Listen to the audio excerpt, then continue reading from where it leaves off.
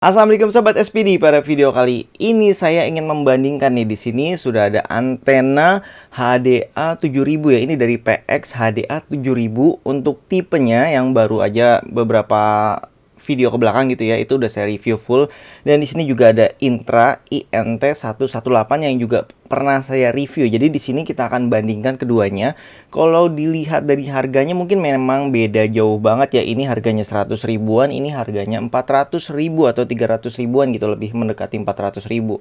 Dan nanti bisa kita lihat bagaimana kualitasnya. Tapi karena yang ini modelnya hybrid, yang Intra, ini tetap akan saya taruh indoor berdampingan dengan ini, karena yang untuk PX HDA 7000 kan versinya indoor. Jadi biar apple to apple gitu ya, kita tesnya sama-sama di indoor. Dan di sini ada informasi yang jauh lebih penting daripada versus tersebut, versus antena indoor ini, yaitu adalah ilmunya. Jadi banyak sobat kemarin yang bilang sudah beli ini PX yang harganya 400 ribu, ternyata di sana tidak maksimal. Ini biasanya subscriber baru mungkin ya, karena yang lama itu sudah pernah saya buatkan video detail, bahkan sampai saya naik ke atas genteng, saya jelasin semua dari sudut ke sudut gitu ya. Jadi ilmu antena itu lebih penting daripada antenanya, karena mau beli antena sampai 10 kali, mau antena yang lebih mahal dari parabola gitu ya, yang impor dari luar negeri, dari Jepang, itu hasilnya akan tetap aja sama, nggak jauh beda ya, 11-12 gitu dengan antena yang biasa. Yang penting tuh yang utama adalah ilmunya. Jadi di sini ilmu yang pertama adalah sobat wajib tahu dulu kondisi lingkungan sekitar sobat itu seperti apa. Kalau misalkan sobat daerah lembah, kalau di Depok ini rata-rata perumahan itu lembah di bawah gitu ya, itu jangan harap bisa pakai antena, karena mau ganti antena berapa kali pun hasilnya akan tetap sama. Jadi solusinya adalah parabola. Kedua, buat sobat yang di luar kota, yang jauh dari pemancar UHF, itu ya otomatis mau ganti antena apapun, mau dipasang di atas pohon kelapa, mungkin hanya dapat sinyal ya maksimal itu mungkin hitam putih ya kualitasnya ya. Jadi benar-benar hancur banget gitu ya. Jadi di sini kalau sobat belum tahu arah pemancarnya, itu biasanya banyak di kolom komentar yang bertanya, saya bagaimana cara mengetahui arah pemancar gitu ya, pemancar UHF atau digital saat ini. Itu sobat bisa ketik aja di Wikipedia. Misalkan kalau yang di Jabodetabek ini pingin tower MNC Group, itu kalau diketik di Wikipedia adanya di Kebon Jeruk gitu. Jadi kita tinggal arahin ke Kebon Jeruk. Terus kalau untuk arah di setiap tempat juga berbeda-beda. Kayak misalkan di Depok ya, untuk lokasi tempat saya tinggal tuh agak ke barat laut atau kiblat. Tapi yang bagian Bogor itu mungkin sudah barat lurus banget gitu. Jadi setiap tempat itu beda-beda, tidak bisa disamakan. Kemudian untuk tower antena di setiap daerah kan juga beda-beda. Misalkan yang tadi MNC Group ada di Kebun Jeruk, terus misalkan Trans Group itu kalau nggak salah ada di Menteng atau di mana saya lupa. Jadi itu lokasinya beda juga. Jadi kalau sobat fokuskan hanya ke Kebun Jeruk, itu otomatis yang bagus hanya MNC Groupnya, yang lainnya itu jelek.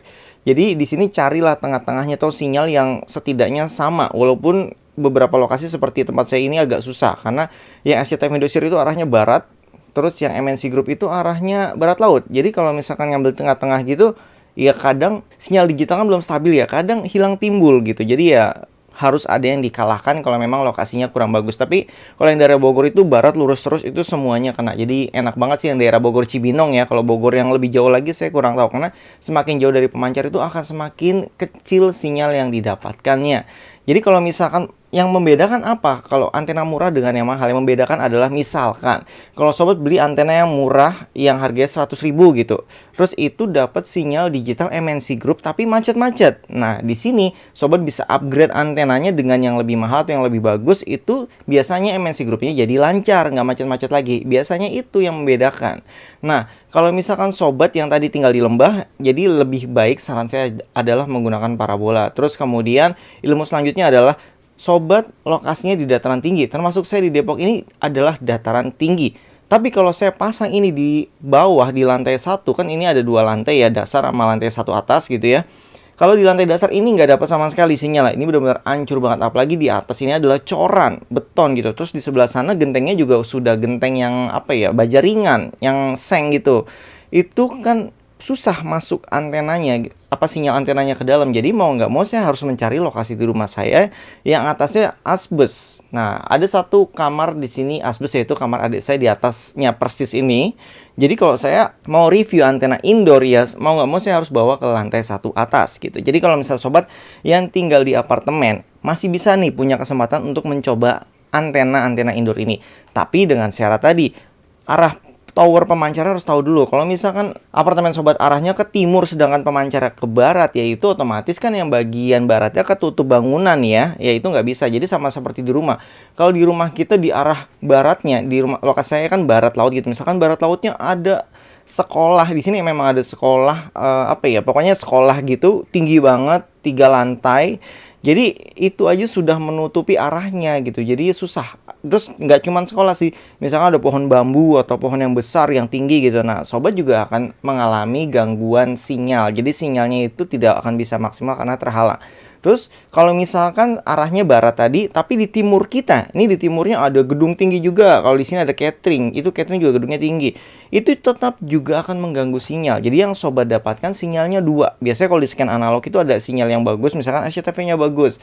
Nah, itu adalah sinyal yang aslinya. Terus dapat lagi yang kedua, SCTV yang jelek. Nah, itu adalah sinyal dari pantulannya gitu. Jadi di sini harus sobat pahami. Kalau mau lebih detail lagi bisa cek videonya, itu ketik aja di Google cara pasang antena yang baik dan benar. Itu sudah saya buat sekitar 2 tahun yang lalu. Itu saya di atas genteng saya jelaskan pengaruh dari efek-efek sekitar lingkungannya seperti apa gitu ya. Jadi di sini sobat harus paham dulu hal tersebut sebelum membeli antena. Oke? Jadi nggak ada lagi nanti yang misalkan saya beli antena udah mahal-mahal ternyata hasilnya buruk. Itu sebenarnya bukan antenanya yang buruk, tapi ilmu kita yang belum sampai di sana gitu. Jadi pengetahuan kita sebenarnya masih kurang. Terus apalagi kalau produk-produk antena yang ada di sini itu lebih banyak dikirim oleh sponsor. Kalau sponsor itu bahasa Instagramnya adalah endorse. Nah, kalau sudah sponsor kirim, kita harus menggunakan ilmu kita juga dong. Jadi kita bagaimanapun supaya sponsor itu puas. Jadi kita cari lokasi yang terbaik. Kalau misalkan di rumah ini nggak dapet, saya bisa bawa ke tempat lain yang memang lokasinya bagus, lokasinya mendukung gitu ya, sinyal digital kalau perlu lengkap. Itu akan saya bawa ke sana, entah itu rumah saudara saya, rumah teman saya. Karena memang bagaimanapun kita harus mereview secara maksimal. Kalau misalkan sekedar mereview kaleng-kaleng gitu ya, tinggal taruh aja genteng rumah terus hasilnya gimana-gimana jelek gitu.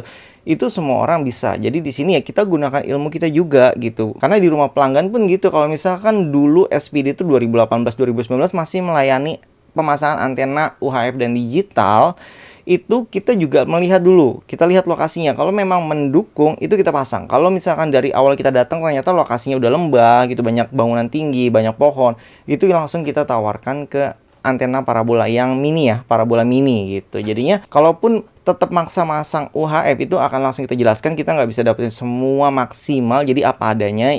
Kalau deal baru kita pasang. Tapi di selama 2020 itu kan digital itu nggak jelas ya, hilang timbul. Jadi yang kena komplain kita, padahal itu dari pusatnya.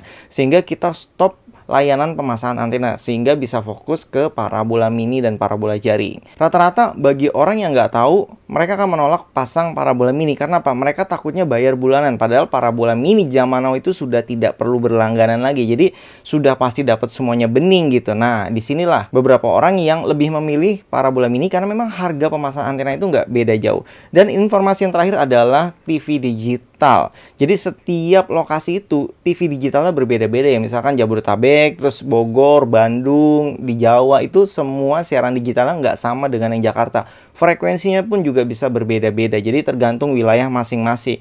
Terus kemudian kalau misalkan di Jakarta sudah ada MNC Group, di luar kota belum tentu ada MNC Group. Jadi mungkin akan menyusul beberapa bulan atau mungkin 1-2 tahun ke depan gitu baru merata ya. Oh iya, ada tambahan lagi. Untuk antena kan kadang ada tulisannya UHF, ada yang tulisannya digital. Di sini ternyata juga banyak yang mensalahartikan. Jadi kalau antena jenis apapun, mau antena yang kecil, yang saya pernah review antena kecil satu ya, yang indoor juga, itu pun juga sudah support digital. Jadi seluruh antena itu support menangkap siaran digital.